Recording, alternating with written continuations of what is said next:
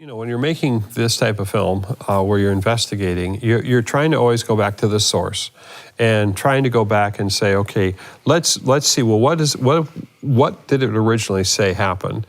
And can we understand it that way? And so I'll talk with Hebrew scholars and I'll try to understand, you know, what was happening.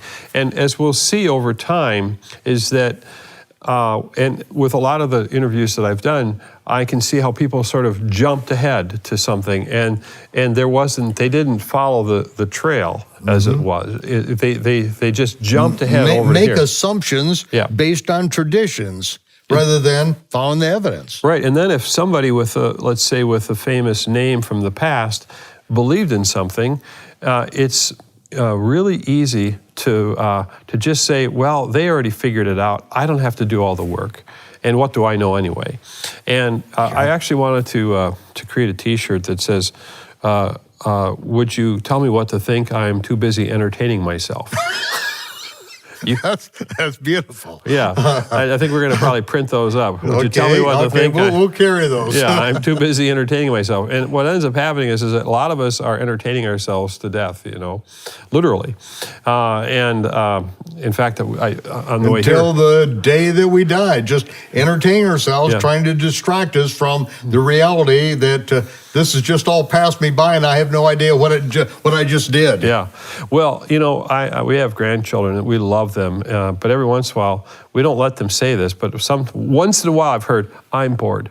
And you realize that, well, you know, if they've been watching something and whatever, if you're like me, you know, if I could find a stick or a rock, I mean, I wasn't bored. I mean, as a kid, we played with all sorts of things that weren't officially toys. But you know, that's the creativity.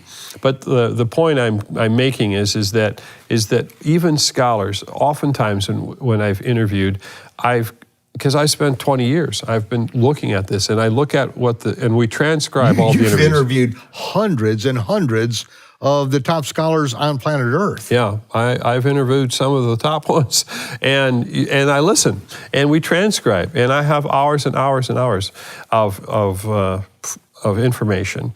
And there are times when I've even been able to ask a question. And what I've learned is that sometimes they're not used to being asked those questions because they haven't necessarily thought it through. They've actually told me what they heard from someone else. And so by the time I get to the third question, every once in a while, I'll have them say, well, I really don't know much about that. This is actually someone else's territory that they need to answer. And so the point I'm making is that there are traditions and a tradition sometimes is an easy way, and traditions are good. A lot of traditions are good, but some traditions are not good. they actually lead you to a path that isn't correct. I mean, they might give you the wrong understanding about something.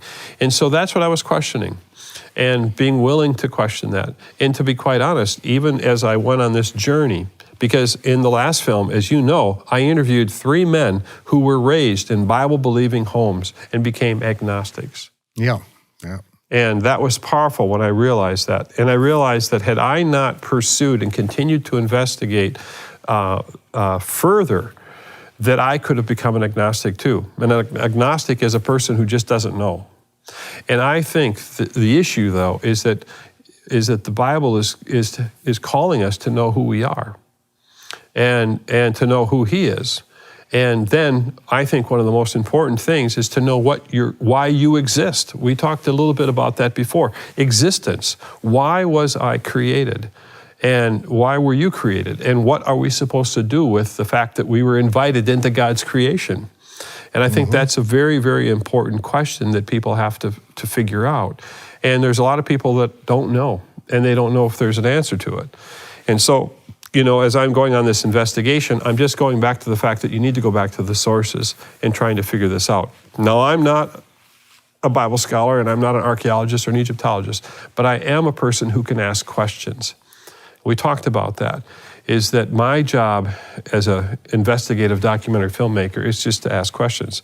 And so then we start searching for people who might have answers to that.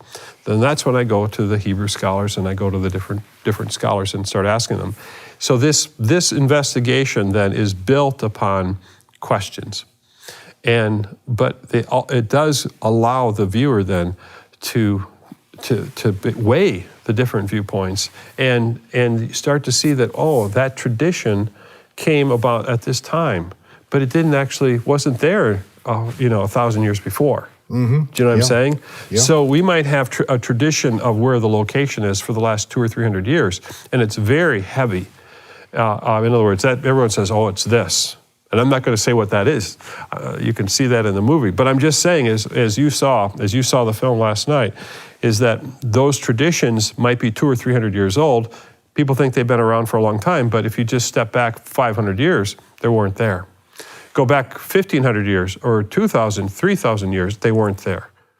Yeah, I was painfully made aware of this. I have been studying church history in the Middle Ages, and I'm realizing that all the analysis of this is people that they are hundreds of years divorced from the first century believers, and the people basically who were Jewish who were turning the world upside down. I mean, Antioch, the synagogue in Antioch, where Luke and Simon of Cyrene and Paul and Barnabas and Timothy, where these guys, this was their headquarters, and they came out of that synagogue and were turning the world upside down. But yet, the end of the Christian church where we are right now in America is basically growing out of what happened in the Middle Ages, and thankfully there was a little bit of a Reformation that happened, but so much is built on traditions that were developed during a time when nobody had Bibles in their hands, when people were being beheaded and their tongues cut out because they were attempting to speak the truth. Mm-hmm. And you tell us a little bit about Charles Beek and the situation that happened with him. I think this is very exemplary of where we are in the Christian world and the academic world now. Well, as we're doing our research, Charles Beek was a English geographer, and he was actually given 2 major awards, both by the English Geographical Society and the French. And he discovered, I think, the source of the Blue Nile. I think that's what, as I remember back. But and so he was considered, he was given a gold medal for that. Well, I went to Cambridge, England, and I interviewed a professor there, Sir Colin Humphreys, who was knighted by the Queen. And Sir Colin Humphreys had the original book that Beek had published. And Beek had suggested that Mount Sinai was in Saudi Arabia, or what would become Saudi Arabia. It was in Arabia, let's put it that way. It was not in the traditional location. And he also suggested... Right. As it says right in the New Testament, in Galatians it says that. Mount Sinai in Arabia. Yeah. Uh-huh. And there's obviously different interpretations of where Arabia, and there's Arabia Petra, and there's different things. But the point being is that he did say that. And the issue was that he believed that the Gulf of Aqaba was the sea that was crossed. And when he started putting that idea out there, it offended the British clergy or whoever, the geography, portion of that country, the people who were a part of that, so much that they stripped him of his gold medals for something else, and they considered him to be a heretic. Because he was going against the tradition of what they thought at that time. Right. Yeah. Copernicus, that list goes on for a long time. I wanted to say that so I asked the same question to myself, can I afford, or what price will it be for me to make films that challenge some of these traditions? As you go back to the sources, and you're saying, well, wait a minute, there's a fork in the road here that takes us over here. But there's one other person that's in our film that I want to talk about, and that's Cecil B. DeMille.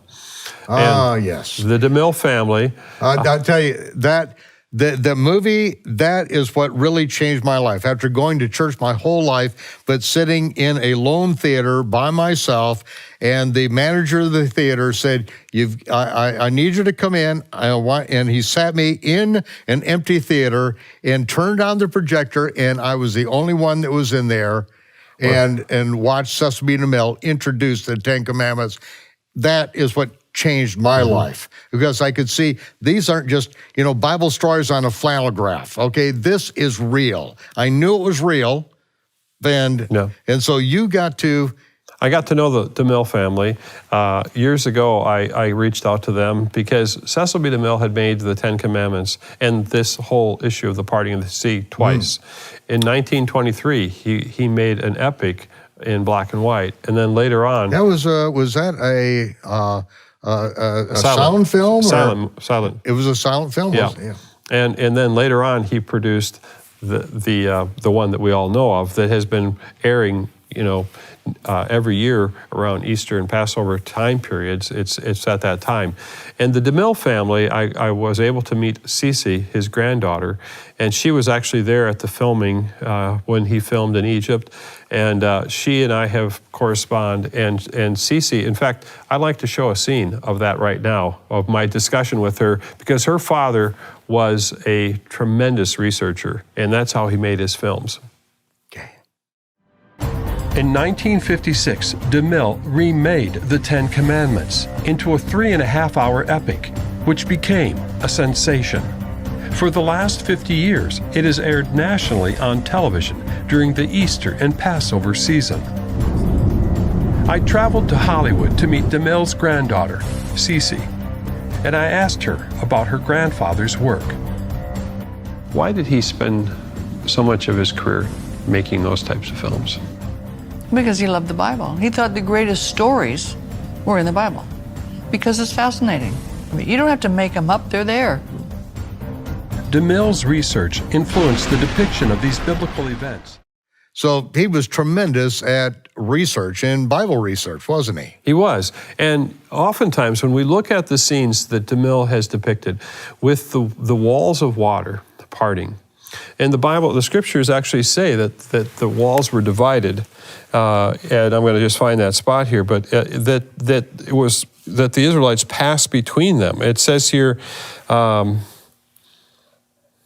me just get to the right.